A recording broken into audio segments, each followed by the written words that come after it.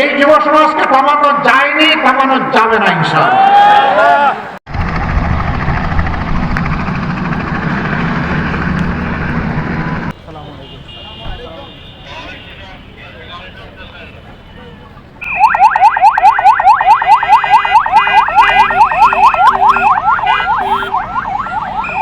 সভা মঞ্চে বসা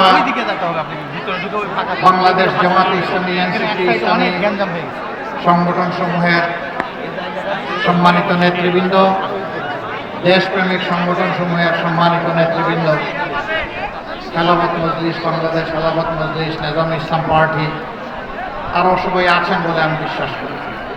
শহীদ পরিবারের গর্বিত সদস্যবৃন্দ,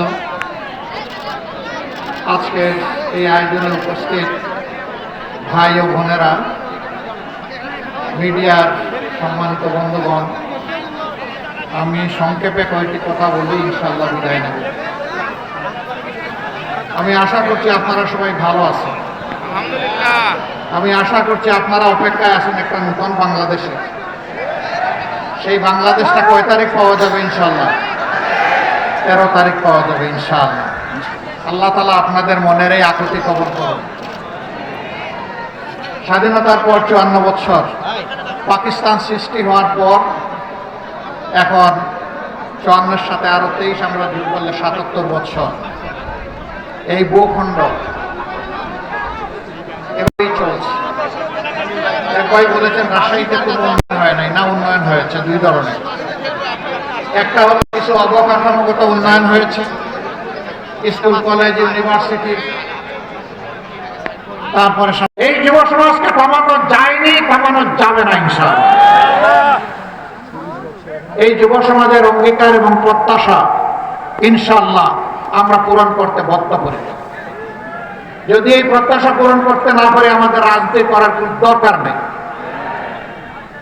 তারা যা চেয়েছে সেই বাংলাদেশটাই গড়তে চায়। আপনারা সবাই আমাদের সাথে থাকবেন ইনশাআল্লাহ।